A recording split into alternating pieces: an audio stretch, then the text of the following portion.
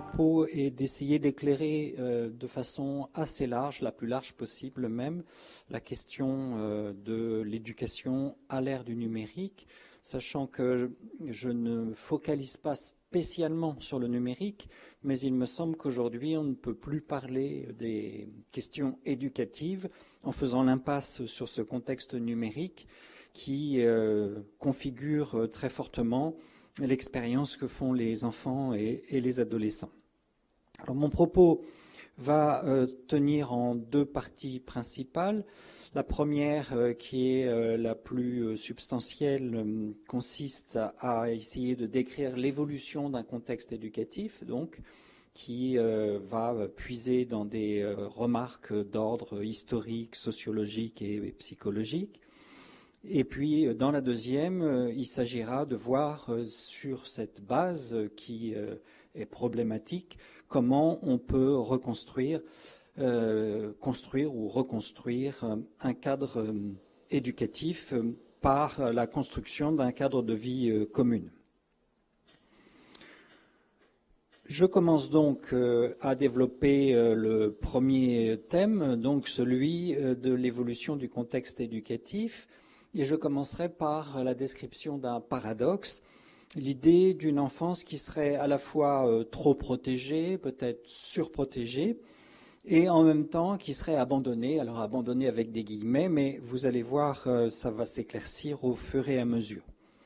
Alors tout d'abord, on peut convenir du fait que la condition enfantine a énormément évolué depuis au moins 2 siècles, et puis notamment au XXe siècle, sachant que pendant longtemps, et malheureusement encore dans certaines régions du monde, la vie de l'enfant a été fragile, et elle l'est encore dans certaines régions. Donc, cette vie de l'enfant fragile faisait que dans nos propres pays occidentaux, il y a encore 2 siècles, on perdait quasiment un enfant sur 2 avant 5 ans.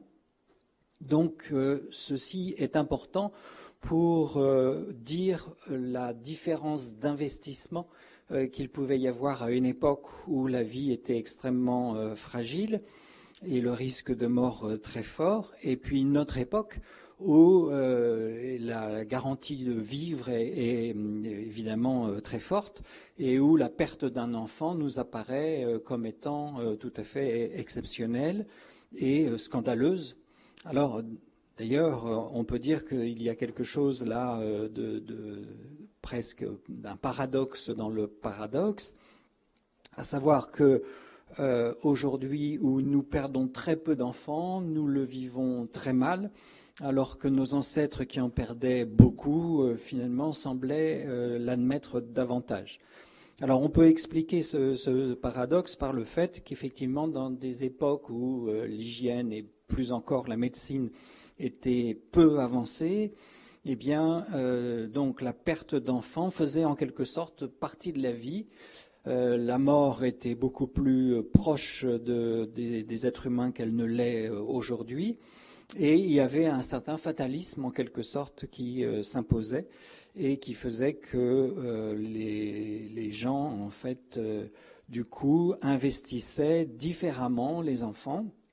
Alors, ça ne veut pas dire qu'il n'y avait pas d'affect entre les parents et les enfants, loin s'en faut, mais ça veut dire que ces affects étaient souvent plus prudents, plus réservés, dans la mesure où il y avait toujours cette crainte, un peu comme une épée de Damoclès, de perdre ses enfants. Et en fait, il fallait attendre qu'ils aient suffisamment grandi pour peut-être les investir davantage dans la perspective d'une vie durable. Alors cette évolution de la question de la vie et de la survie est très importante et elle se double aussi évidemment d'un progrès matériel global qui fait que les conditions de vie se sont beaucoup améliorées et c'est un point important sur lequel je pense je reviendrai, à savoir que là ça a évolué très vite. Aujourd'hui on confère volontiers à un enfant une chambre individuelle, un matériel individuel, et ça va peser dans l'éducation qu'il va recevoir, cet enfant, parce que quelque part, ça lui réserve un espace à part. Et cet espace à part, c'est à la fois effectivement un espace protégé, donc de ce point de vue-là, on ne peut que s'en féliciter, mais c'est aussi un espace qui va être éventuellement séparé de l'expérience familiale, du lien familial, et ce qui va poser des problèmes potentiels à l'ère du numérique, donc j'y reviendrai. Deuxième point à relever par rapport à l'idée d'une enfance particulièrement protégée, eh bien, c'est que nos sensibilités ont beaucoup évolué. Et là encore, il y a un paradoxe. Les historiens et les sociologues ont noté que nos vies n'ont jamais été aussi sûres qu'aujourd'hui. C'est-à-dire que la sécurité dans tous les domaines a beaucoup progressé. Il y a moins de chances qu'autrefois d'être malade et de mourir d'une maladie, quelque part je l'ai déjà dit, mais il y a aussi beaucoup moins de chances d'être assassiné, d'avoir un accident, etc. La vie est plus sûre que jamais, et en même temps, il semble que les adultes, au moins, soient plus inquiets qu'ils ne l'aient jamais été. Alors donc, effectivement, on peut s'étonner, là encore. Eh bien, je dirais la même chose que ce que j'ai dit par rapport à la mort des enfants, c'est que finalement, plus les accidents deviennent exceptionnels, plus ils paraissent, du coup, pouvoir être évités. Et à partir de là, effectivement, l'accident apparaît comme étant quelque chose d'anormal. On voit du coup apparaître des attitudes de plus en plus protectrices à l'égard des enfants. Et le fait est que, alors c'est particulièrement notable ces dernières années, c'est une évolution vraiment récente, on ne voit que de plus en plus rarement des enfants dehors, dans la rue, dehors, dans la nature ou autre. Les enfants sont de plus en plus confinés. Et ce confinement, en fait, correspond sans doute à l'aspiration des parents et des éducateurs d'une manière générale dans la finalité d'une protection par rapport à un monde vécu comme dangereux. Alors, on peut comprendre ce confinement aussi du fait d'un phénomène médiatique, c'est-à-dire que les événements effectivement dangereux sont certes de plus en plus exceptionnels, mais ils sont de plus en plus médiatisés. Et d'ailleurs, ils sont d'autant plus médiatisés qu'ils sont exceptionnels, puisque en quelque sorte, ça fait spectacle. Et donc, il suffit qu'il y ait une affaire de pédophilie ou une affaire d'enlèvement pour que nous éprouvions tous une sorte d'imminence du danger, de proximité du danger, du fait de cette médiatisation, alors que statistiquement, en fait, le risque est très faible. Donc ce partage de la peur, cette diffusion de la peur, pèse dans l'éducation des enfants et donc dans ce confinement, donc, qui va être un paramètre important dans la relation au numérique et dans la reconfiguration de l'expérience des enfants.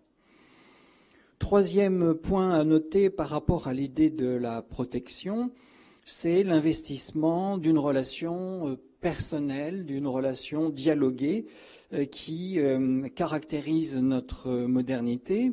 Il y a l'idée qui, en fait, tient beaucoup au progrès de la psychologie, qu'il est très important de parler avec ses enfants, d'expliquer ses décisions, de les justifier, et quelque part, ça rend difficile, par ailleurs, le positionnement de l'autorité, puisque quelque part l'autorité, on y reviendra aussi, c'est la possibilité de donner des limites, et ces limites ne sont pas toujours compréhensibles, et l'accord des enfants n'est pas toujours facile à obtenir de ce point de vue-là.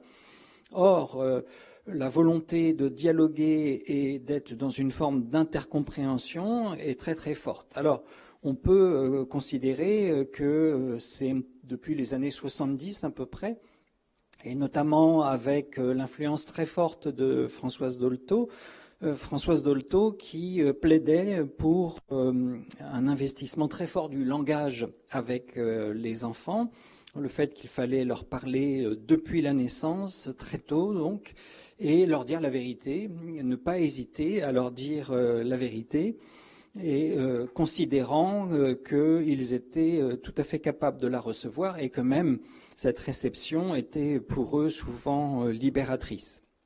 Cet investissement du dialogue, donc, c'est une difficulté qui fait que les enfants se sentent volontiers dans le droit de discuter les décisions qui sont prises et contester du coup l'autorité. Quatrième et dernier point pour illustrer l'idée d'une enfance protégée ou surprotégée, eh bien, c'est évidemment le progrès matériel que j'ai déjà évoqué très rapidement et sur lequel je vais revenir. Un progrès matériel qui va aussi avoir tendance à permettre de répondre aux désirs de l'enfant. Alors ça touche à notre société de consommation. Cette société de consommation dans laquelle nous sommes, quoi que nous fassions, de nombreux objets, y compris de haute technologie, sont facilement accessibles à des prix relativement abordables. Et les enfants sont immergés dans cette société de consommation. Un certain nombre de publicités, d'ailleurs, s'adressent à eux. Et le mimétisme très fort, notamment à l'âge du collège, fait que les enfants deviennent, si ce n'est des consommateurs, du moins des prescripteurs de consommation, puisque c'est bien à travers leurs parents qu'ils vont pouvoir accéder aux biens de consommation. Alors, tout ceci ne prend sens que dans le cadre d'une psychologie particulière qui se situe dans le prolongement du point précédent, c'est-à-dire le souci de dialoguer avec ses enfants. Il y a aussi le souci de répondre à leurs désirs. On peut remonter au milieu du XVIIIe siècle avec Rousseau, donc le philosophe qui a écrit l'Émile, ce traité d'éducation, et qui, en fait, distinguait à un moment de son ouvrage les besoins des désirs. Et pour Rousseau, il était aussi bien important de répondre, de satisfaire les besoins de l'enfant, et par contre de ne pas céder à ce qu'il appelait, lui, la fantaisie, et qu'on pourrait donc aujourd'hui traduire par désir. Et cette distinction entre besoin et désir, elle est devenue extrêmement délicate. Pourquoi ? Parce que si on se situe d'un point de vue, on va dire, presque éthologique, nos besoins sont finalement relativement limités. Besoin de manger, de boire, de dormir. Si on s'en tient là, finalement, on est largement en mesure de répondre à nos besoins.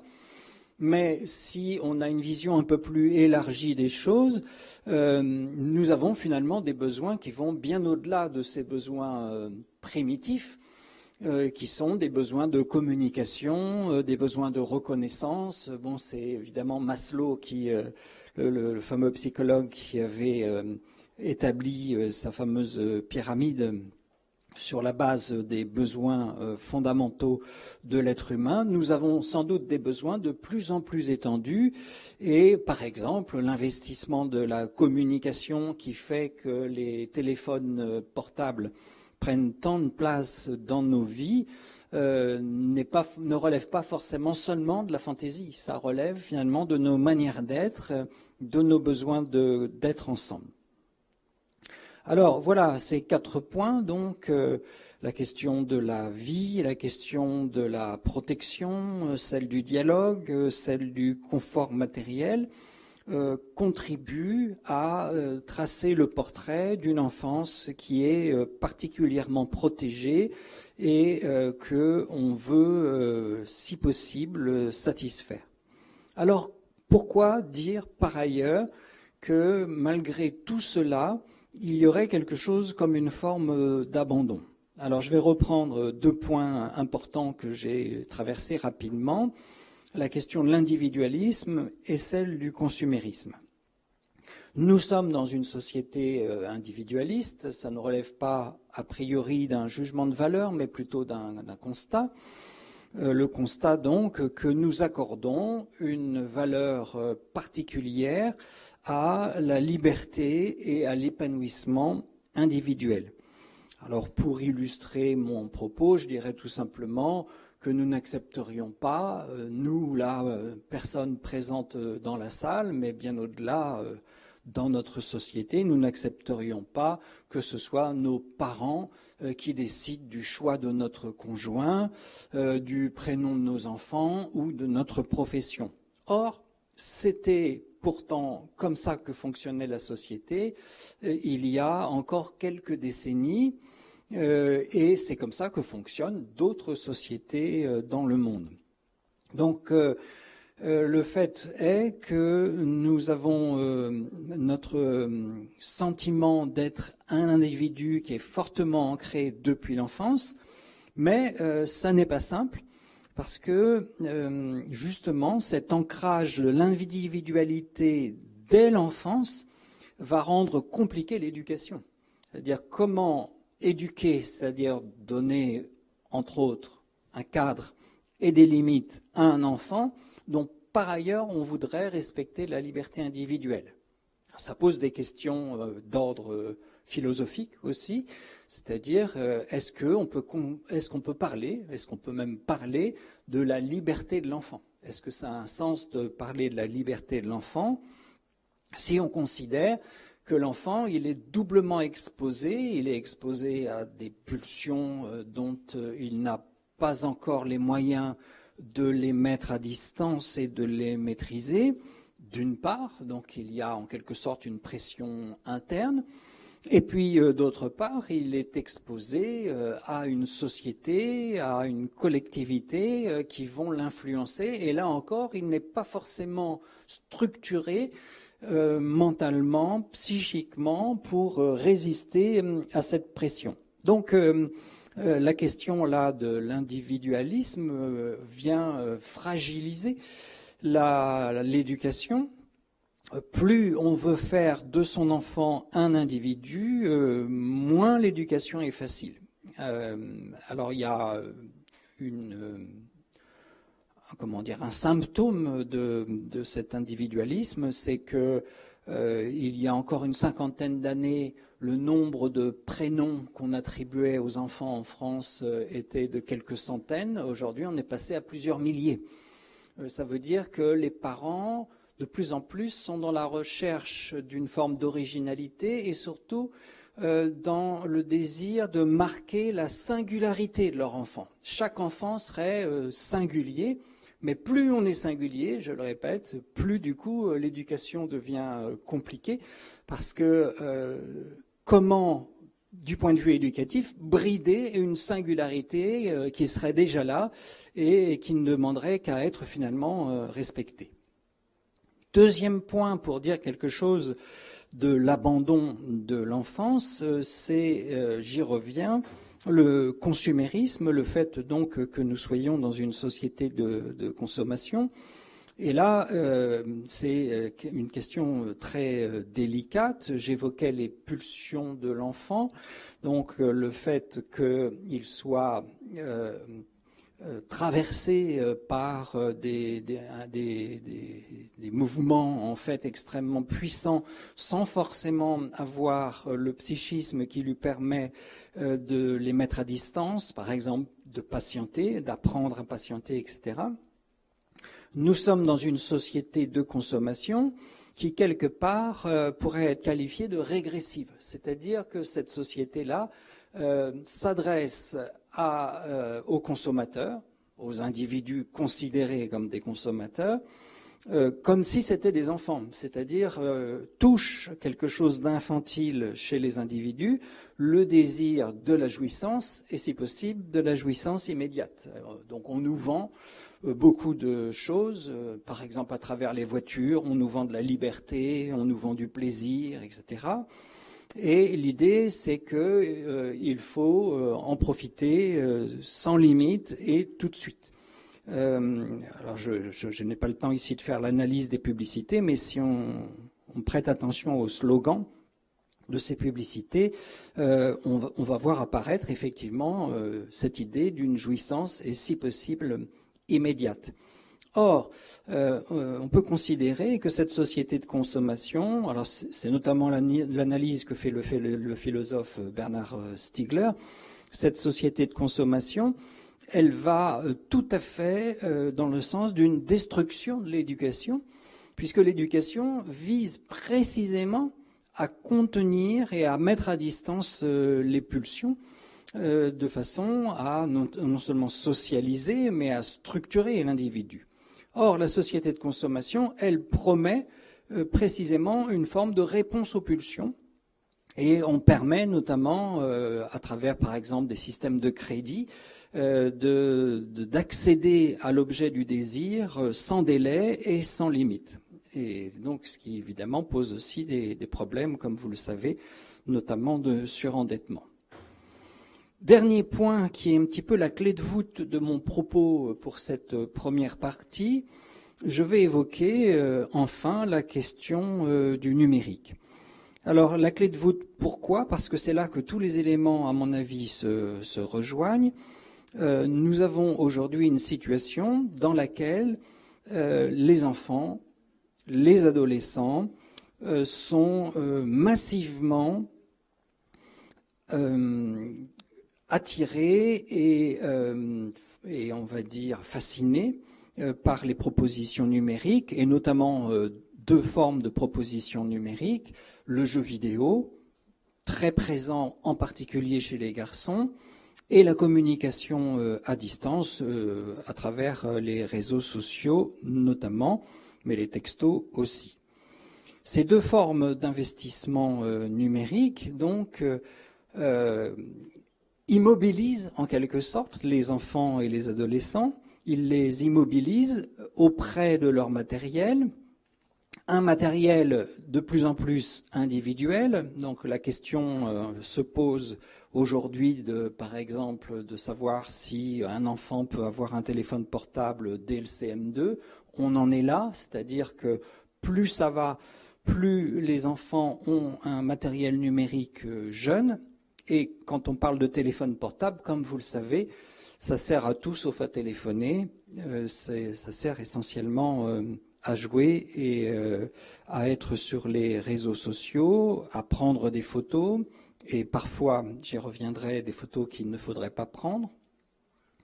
Et donc, en fait, le numérique qui, en quelque sorte, réquisitionne les enfants et les adolescents, on est en train de s'en plaindre en considérant les problèmes que ça pose, alors même qu'on leur fait jouer un rôle qui nous arrange bien, nous, c'est les adultes en général, c'est-à-dire que les dispositifs numériques, en quelque sorte, gardent les enfants. J'ai dit tout à l'heure combien un sentiment de peur diffus parcourait notre société, combien nous avions une forme d'appréhension du monde perçu comme étant dangereux. Eh bien, les enfants et les adolescents, tant qu'ils sont réquisitionnés par les dispositifs numériques, sont en quelque sorte à l'abri. Ils sont à l'abri du pédophile, du sadique, de l'accident de voiture, de la noyade, de tout ce qu'on pourra imaginer comme danger. Les enfants ne traînent plus, ou rares sont les enfants qui traînent encore, les enfants ne traînent plus dehors, ils sont donc gardés et protégés par le numérique. Mais le problème, et ce sera mon dernier propos pour ce premier point, c'est que on ignore, enfin, le nombre de nombreuses conférences auprès de parents d'élèves m'ont confirmé ce point. La plupart des parents ignorent jusqu'où les enfants vont sur Internet notamment, et on pourra évoquer sans s'y arrêter parce que ça n'est pas le point essentiel, sur la question notamment de la pornographie. Les enquêtes qui sont faites montrent que l'accès à la pornographie se fait de façon de plus en plus précoce et de façon de plus en plus problématique. Alors, pour ne rien inventer, la dernière conférence que j'ai pu faire sur la question de l'exposition à la pornographie sur Internet, c'est conclu par une séance de questions et de réponses. Et une mère a pris la parole avec beaucoup d'émotion pour nous dire que, en fait, dans la classe de sa fille, qui était en 6e, une photo avait circulé d'un adulte, en fait, violant un bébé. Et sa mère a été tout à fait catastrophée et elle s'est beaucoup inquiétée auprès de sa fille. Et sa fille lui a répondu ceci, ça ne s'invente pas. Maman, ne t'inquiète pas, j'ai vu bien pire que ça. Donc en fait, du coup, on s'aperçoit que là, nous entrons dans un espace où il n'y a pas de limite. Et c'est tout à fait caractéristique de l'invention d'Internet. On nous vend de l'illimité, les forfaits illimités. On fait des recherches qui n'ont pas de limite, puisqu'en fait, on a des quantités d'informations qui dépassent nos capacités de traitement.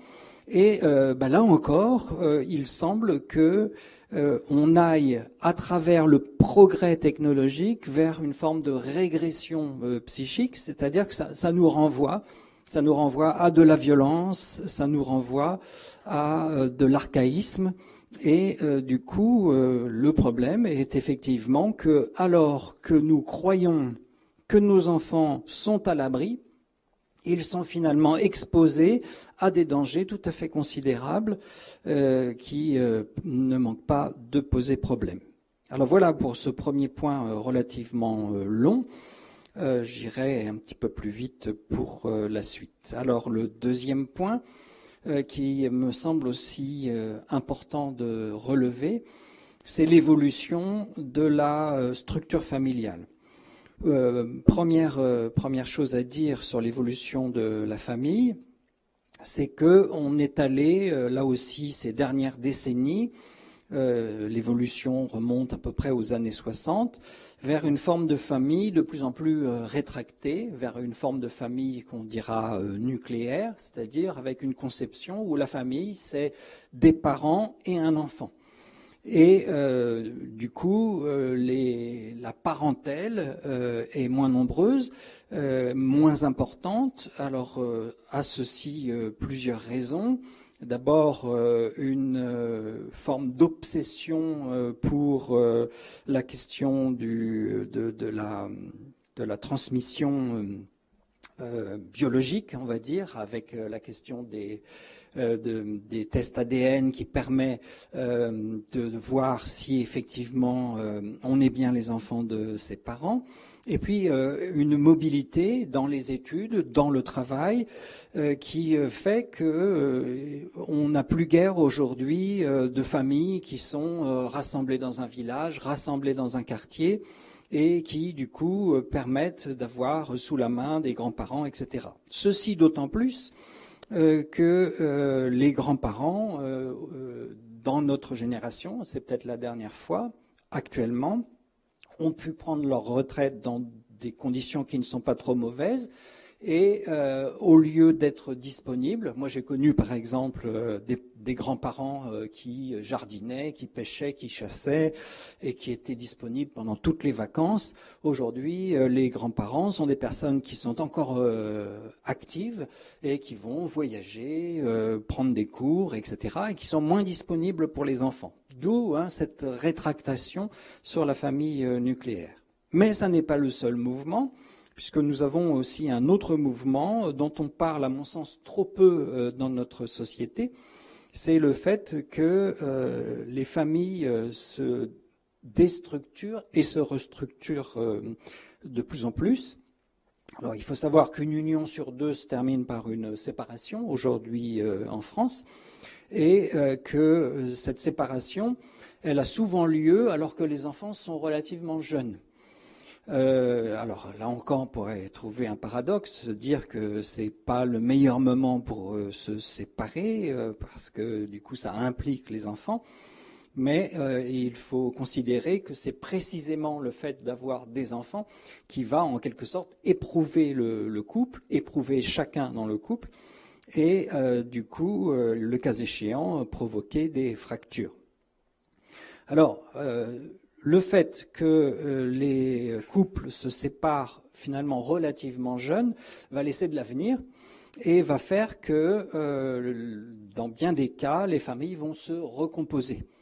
C'est actuellement le cas de à peu près un quart des familles, donc c'est tout à fait important, qui sont des familles recomposées. Alors qu'est-ce que ça veut dire pour l'enfant? Ça veut dire que l'enfant va avoir affaire à 2 foyers. Donc, dans chacun de ces foyers, il aura affaire à un seul de ses parents, ce qui n'est pas rien, parce que le risque, c'est pas forcément mécanique, mais le risque, c'est que le parent séparé rentre dans une forme de rivalité vis-à-vis de l'autre parent pour se faire aimer de son enfant et donc pour répondre aux désirs de l'enfant. Et ce qui vient alimenter la logique consumériste dont j'ai parlé tout à l'heure. Mais par ailleurs, il y a une difficulté, c'est que du coup entrent dans le paysage des beaux-parents, beaux-pères, belles-mères, avec lesquels il va falloir aussi recomposer du coup un paysage éducatif.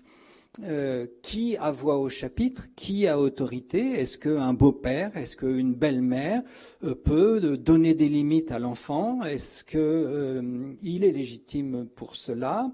Est-ce que le parent naturel va investir son nouveau compagnon, sa nouvelle compagne de ce rôle-là? Est-ce que les enfants, notamment à l'âge de l'adolescence, vont accepter que les beaux-parents jouent ce rôle-là? Toutes ces questions sont des questions sensibles et difficiles. Voilà pour le paysage familial. Maintenant, je voudrais dire un mot de ce qu'on appelle les grandes personnes. Alors, j'évoquerai rapidement le propos d'André Malraux dans La condition humaine, disant qu'il avait eu un entretien avec un prêtre, c'était dans les années 60, à l'époque où les gens se confessait encore régulièrement, et donc Malraux voulait savoir ce que les gens confessaient précisément, et le prêtre lui avait répondu, je le cite de mémoire, qu'il y avait 2 choses à retenir. La première, c'est que les gens étaient bien plus malheureux qu'on ne le croyait, et la deuxième, c'était que ce qu'on appelle une grande personne n'existait pas. Alors, si c'est vrai dans les années 60, combien ça peut l'être encore plus aujourd'hui, où précisément l'incarnation du rôle de l'adulte a beaucoup régressé.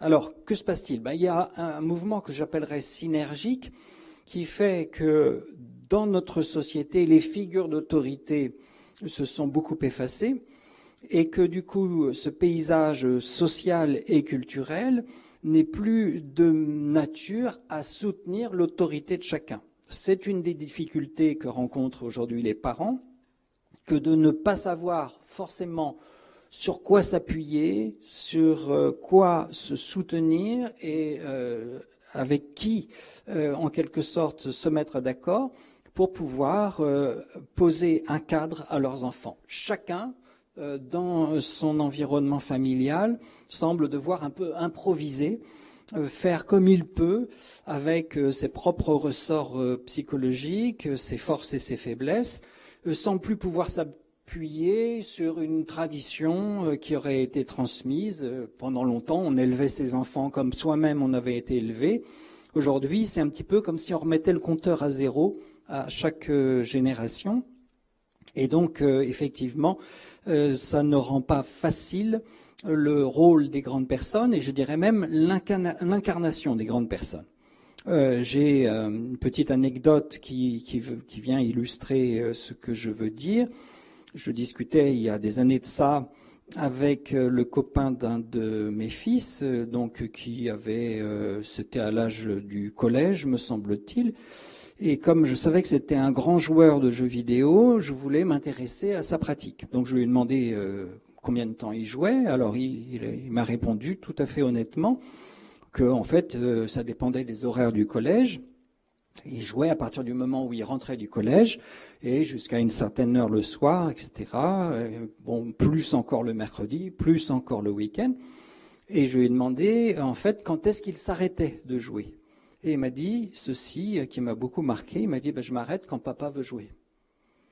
Donc ça délimitait là les choses de manière nouvelle, c'est-à-dire qu'il n'y avait plus dans ce cas-là, alors c'est peut-être un petit peu caricatural, mais en tout cas c'est une histoire réelle, il n'y avait plus de positionnement éducatif du parent qui vient en fait poser des limites à l'enfant, mais ces limites sont posées par une forme de concurrence, l'adulte étant lui-même dans la position de l'enfant, un joueur parmi d'autres, et du coup ça vient à mon avis illustrer la difficulté de la maturation pour un certain nombre d'adultes dans une société qui soutient beaucoup le jeunisme, le consumérisme, l'épanouissement, etc.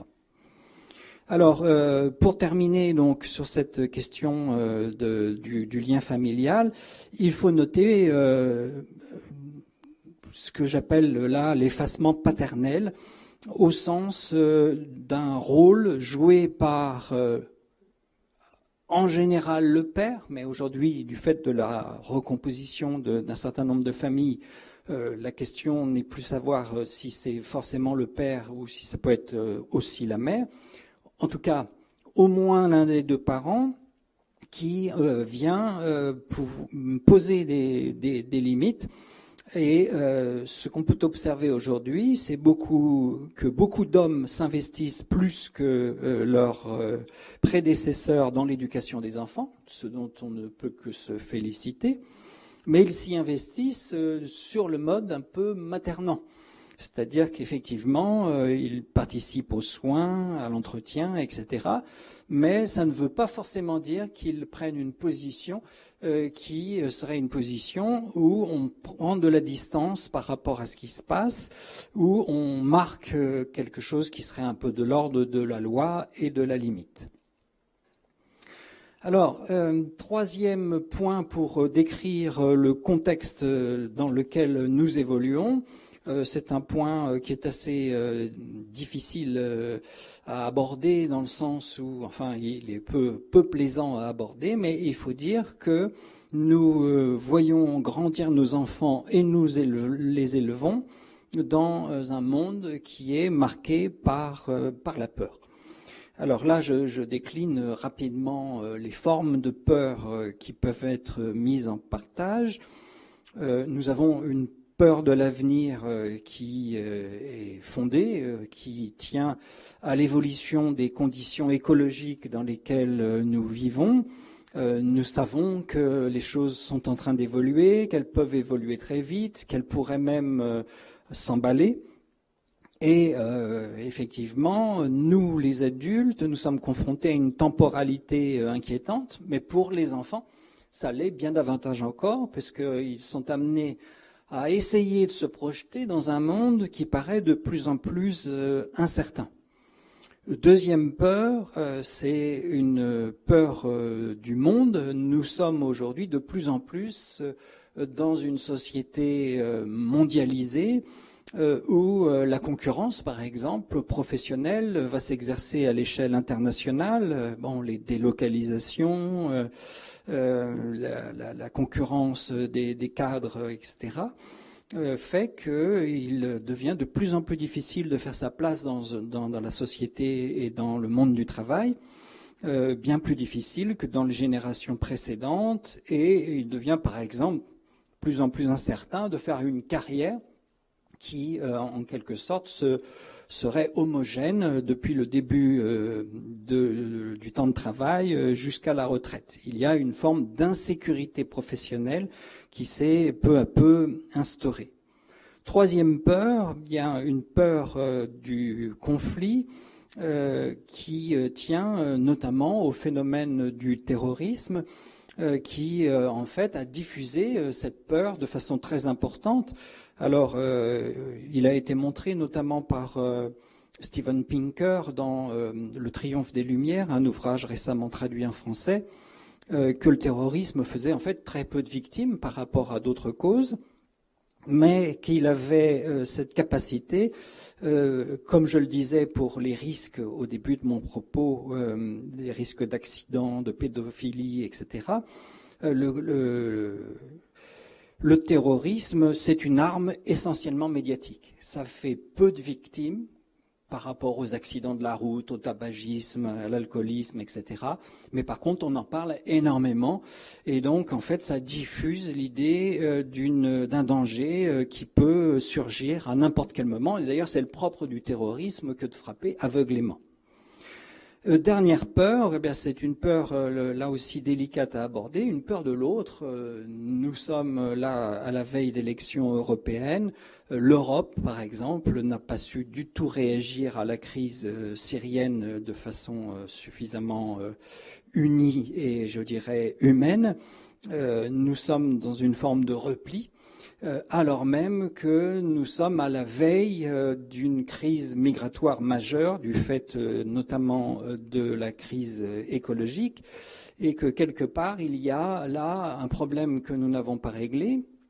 Et là encore, nos enfants vont avoir à vivre dans ce monde-là. Le problème que nous n'avons pas réglé, effectivement, c'est celui de la nécessité d'ouvrir nos frontières. Les pays qui l'ont fait, comme l'Allemagne, finalement, en bénéficient sur le plan économique. Or, vous voyez, on le sait tous, que le nationalisme est de retour et que les partis nationalistes ont de plus en plus de voix aux élections. Donc, tout cela dessine un paysage un petit peu anxiogène dans lequel les enfants sont amenés à se projeter. Dernier point, la question de la transmission. Alors nous sommes probablement aujourd'hui dans ce qu'on pourrait appeler une forme de crise de la transmission. La transmission, c'est l'idée qu'une génération qui précède a pu acquérir un certain nombre de savoirs et d'expériences qu'elle va transmettre à la génération qui suit. À l'heure d'Internet, ceci est en grande partie fragilisé du fait que nos enfants et nos adolescents vont avoir le réflexe de s'informer directement, sans médiation, sans la médiation des parents, sans la médiation des professeurs, et du coup d'aller chercher sur Internet les informations dont ils ont besoin. Alors ça, c'est une chose qui fragilise les institutions éducatives, mais de plus, sur Internet, comme vous le savez, on trouve tout et n'importe quoi. Et c'est notamment l'espace des théories du complot qui sont très importantes, des fameuses infox qui peuvent se diffuser très rapidement et qui sont jamais faciles à déconstruire. Donc là aussi, il y a une difficulté importante qui vient compliquer les conditions de l'éducation. Alors j'enchaîne maintenant plus rapidement. Comment construire ou reconstruire un cadre éducatif. Je vais d'abord balayer ce que j'appelle les fausses solutions. La première, c'est la tentation autoritariste. Ce serait l'idée que nous pourrions revenir à une autorité traditionnelle où les enfants seraient amenés à obéir. Alors pourquoi ça pose problème? D'abord parce que personne n'en veut vraiment sérieusement, parce que prendre cette position, ça amène à se rigidifier, à être extrêmement exigeant avec soi-même, à durcir les relations, et c'est extrêmement coûteux, d'une part. Et puis d'autre part, parce qu'il faut bien considérer aussi que lorsqu'il y a quelques dizaines d'années, cette éducation autoritaire était en vigueur, elle faisait aussi beaucoup de dégâts, c'est-à-dire qu'elle avait tendance à créer des traumatismes chez les enfants. Quand ça n'allait pas plus loin, par exemple, la psychologue Alice Miller a pu montrer que le nazisme s'enracinait notamment dans une certaine forme d'éducation une éducation terrorisante qui a conduit les enfants qui ont été élevés avant la guerre à détester leur propre fragilité et à s'en prendre ensuite, du coup, à la fragilité des autres. Donc l'autoritarisme n'est pas une solution. Deuxième solution, qui est en quelque sorte à l'inverse, c'est l'idée d'une liberté à tout prix. Il faudrait laisser les enfants libres. Alors j'ai déjà dit que cette liberté de l'enfant était problématique tant du point de vue psychologique que du point de vue philosophique. En fait, un enfant laissé libre, c'est un enfant en danger du fait de son exposition aux pulsions et à la société. Et j'ajouterais, pour dire que ça n'est pas une solution, le fait qu'une trop grande liberté va générer de l'angoisse et ne pas répondre à ce besoin de sécurité qu'a l'enfant, besoin de sécurité qui fait qu'il a besoin de limites qui le protègent du monde, d'un certain nombre de dangers, d'un certain nombre de sollicitations, et d'être aussi en partie protégé de lui-même, de ses propres tendances à la toute-puissance et à l'excès. Alors du coup, c'est le dernier point des fausses solutions. Qu'est-ce qui se passe aujourd'hui? Je dirais, ça se discute, mais que nous sommes dans une forme d'oscillation, d'hésitation, donc, avec une tendance à passer d'une position à l'autre, une tendance à laisser les enfants libres et ensuite à se trouver débordés et à réagir de façon autoritariste, ce qui n'est pas tenable, donc on va de nouveau leur laisser de la liberté, ce qui aboutit à une forme de déréliction, c'est-à-dire une perte de sens qui, du coup, ne permet pas aux enfants de se construire des repères. Alors, quelle réponse, du coup ? Il me semble que la notion de limite doit vraiment être revisitée autant que possible, notamment parce que cette idée de limite, qui aujourd'hui a pris un sens relativement négatif, a toute sa nécessité sur le plan psychique. C'est parce que l'enfant va rencontrer des limites qu'il va faire l'expérience de la frustration. Et là encore, ce mot frustration a pris un sens négatif, mais il est psychiquement tout à fait constructif. Cette expérience de la frustration, c'est ce qui nous permet ensuite de supporter la mise à distance d'un certain nombre de pulsions et finalement d'aller vers plus de liberté vis-à-vis de nous-mêmes et vis-à-vis de ces fameuses pulsions. C'est ce que j'ai appelé là la contenance, la possibilité donc de contenir ces pulsions, d'être d'abord contenu pour pouvoir ensuite se contenir. Ceci est possible et supportable à partir du moment où les éducateurs, que ce soit donc des parents ou des professionnels, parviennent à créer un lien d'attachement suffisamment fort pour que ce soit bien les mêmes personnes qui se chargent et de contenir l'enfant, donc de lui faire supporter des frustrations, et d'interagir avec lui, de le soutenir, etc. Donc, c'est-à-dire qu'en quelque sorte, c'est la même personne, parent, éducateur, qui doit pouvoir être à la fois aimé et haï. Aimé parce que, effectivement, une personne investie dans le soutien de l'enfant, dans l'amour de l'enfant, et en même temps capable de mettre des limites. Alors le problème, c'est précisément quand ces deux figures se dissocient, avec par exemple des parents qui ne veulent être que de bons parents, des parents totalement bons, pour jouer un peu avec le vocabulaire de Winnicott, et pas seulement suffisamment bons, et puis des éducateurs qui du coup doivent jouer par ailleurs complètement un mauvais rôle et avec lesquels il n'y a pas l'attachement qui permet de contrebalancer les choses. Deuxième point qui m'apparaît tout aussi essentiel, c'est finalement de se préoccuper d'habiter, de continuer d'habiter un monde commun. Ça n'est pas des plus évidents, dans le sens où, comme je vous l'ai dit, l'évolution des conditions matérielles dans notre société de consommation et l'individualisme qui caractérise notre société vont tendre à faire que les vies vont s'inscrire en parallèle, y compris dans un même foyer. Quand un adolescent est installé dans une chambre individuelle dont il ferme la porte avec un équipement qui lui permet de se connecter à Internet, la plupart des cas, du coup, sa vie est totalement indépendante de la vie de sa famille en général et de ses parents en particulier. Il y a une tendance à ce qu'il n'y ait plus d'interaction, même manger ensemble devient difficile, et du coup, il n'y a plus d'espace éducatif, en fait. Ça devient tout à fait problématique.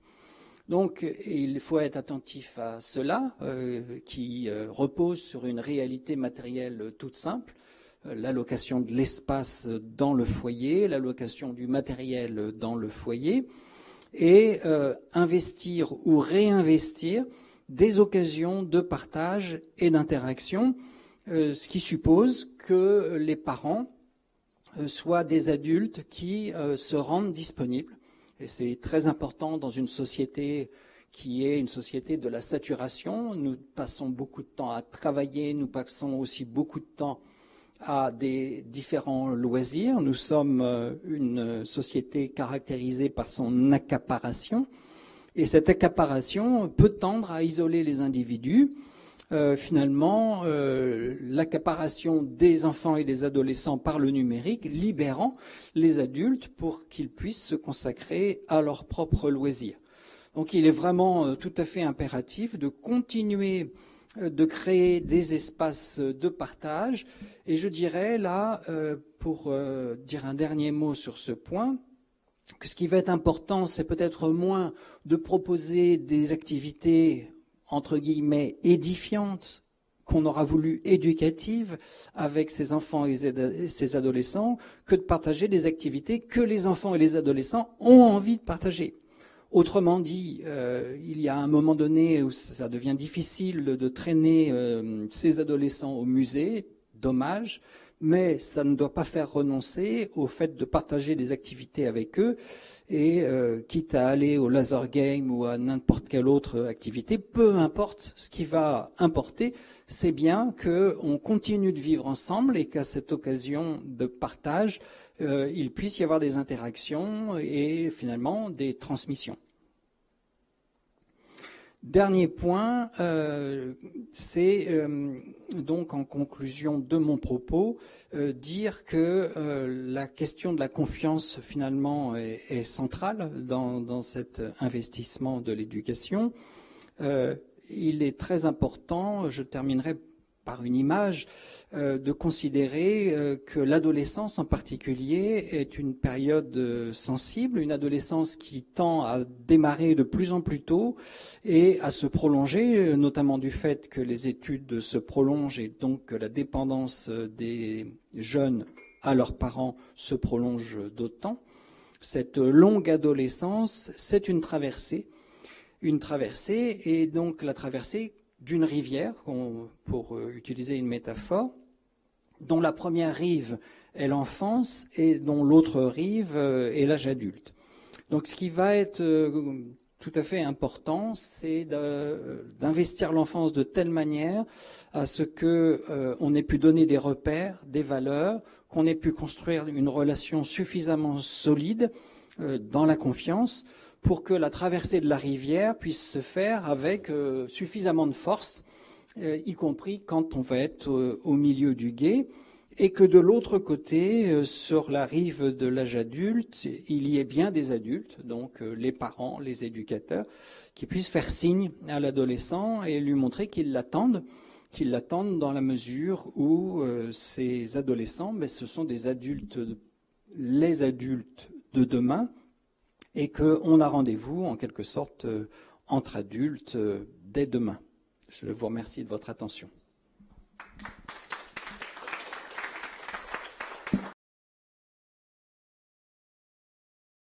Pour commencer, dans la salle, il y a quelques questions qui se posent à la suite de l'intervention de Renaud Autier.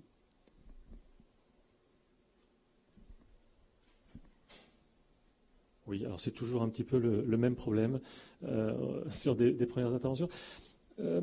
Roselyne qui était derrière, est-ce qu'il y a des questions sur Internet ? Non, eh bien voilà, donc moi j'en ai une, évidemment, ce qui serait... Alors, vous avez commencé sur cette idée du paradoxe, hein, voilà, tous ces paradoxes qui viennent nous nourrir, et en tout cas qui viennent nourrir la jeunesse dès le départ. Et finalement, au bout de ces paradoxes, alors les paradoxes de l'ouverture et de la fermeture, de la sécurité et de la peur, de l'identité et en même temps d'un groupe de reconnaissance, enfin voilà, tous ces paradoxes qui viennent se multiplier. Et puis finalement, en réponse derrière, on a, j'ai envie de retenir 2 pôles dans les propositions que vous avez faites, qui sont à la fois reconstruire une dimension relationnelle et de l'autre côté, poser des limites. Alors, en quoi, finalement, ces 2 pôles qui sont la dimension relationnelle et la limite, ou plutôt dans l'ordre de votre présentation, la limite et la dimension relationnelle, contribuent à la résolution de ces paradoxes? Oui, alors il me semble que, ce que cette question me suggère, c'est de revenir à la notion d'attachement, parce qu'il me semble que si on a pu cultiver une relation de proximité et de partage, l'attachement, c'est ce qui va permettre de poser des limites au sein d'une relation de façon à ce que, en quelque sorte, elles soient tenables, ces limites. Et que donc ces limites ne soient pas vécues de façon trop arbitraire. Alors, pour illustrer mon propos, je dirais que voilà, si le parent se positionne en réclamant le bulletin de notes une fois tous les 15 jours ou en ne se préoccupant que de la scolarité de l'enfant, ça va poser problème. Et je crains que parfois ce soit un peu le cas, c'est-à-dire que l'enfant ne soit plus considéré que comme l'élève qui réussit ou qui échoue, et que trop de parents à l'école, c'est ça. Trop de parents, sans doute, du coup, désinvestissent l'espace indépendant qu'ils peuvent construire avec leurs enfants et dans lequel il y a de multiples choses à construire. Oui, allez. Merci. Bonjour et merci, parce que c'était très intéressant. On reçoit des parents et des enfants. Des parents sont souvent démunis, indiquent qu'ils ont peu de temps en dehors du travail, ce que vous avez aussi évoqué avec ce travail qui prend de plus en plus de place. Et ils demandent des points presque concrets. Ils nous disent qu'ils sont démunis. Comment faire? Alors, est-ce que vous pouvez donner des points presque très concrets? Oui, alors très concrètement, je dirais qu'il y a une forme d'urgence là aujourd'hui, à savoir recréer des espaces de partage, et que donc très concrètement, ça peut consister dans le fait qu'on va réserver une partie du week-end ou le week-end entier, ou un week-end sur 2 ou un week-end par mois, mais qu'il y ait quelque chose peut-être d'un peu ritualisé, dans lequel l'enjeu, c'est précisément de faire des choses ensemble, et donc, par exemple, de construire des projets ensemble. Voilà, qu'est-ce que tu aimerais qu'on fasse ensemble, etc. Et que ces occasions-là soient, du coup, des moments forts, parce qu'on ne peut pas forcément être présent de manière égale au quotidien, etc., chaque soir, chaque matin, et que d'un certain point de vue, on doit accepter qu'il y a là une forme d'indépendance, par exemple, notamment de l'adolescent, mais qu'on ne manque pas ces rendez-vous, ce qui suppose, ce sera mon dernier point là, qu'on sache aussi en quelque sorte débrancher. Et je suis de plus en plus souvent amené à plaider pour en fait des espaces vides. Quand j'interviens par exemple auprès des enseignants, je propose qu'on fasse des classes de vide au lieu de faire des classes patrimoine, des classes nature, etc. C'est-à-dire que par exemple on parte une semaine sans programme et que on apprenne à faire avec ce vide-là, dans lequel on va être en relation, construire ensemble, sans être immédiatement saturé d'activité, occupé, accaparé, et finalement exonéré de sa propre créativité, parce qu'il me semble que c'est dans le vide que la créativité va pouvoir s'épanouir. Donc, si les parents veulent retrouver leurs enfants, qu'ils leur donnent rendez-vous, et que ces rendez-vous soient débranchés, c'est-à-dire que tout le monde dépose les armes, on arrête les téléphones, on arrête les ordinateurs, et on voit ce qu'on peut faire ensemble. Est-ce qu'il y a d'autres questions dans la salle ou ailleurs, sur Internet peut-être? Visiblement non, et en même temps l'heure tourne, donc on va. Merci beaucoup Renaud. Voilà.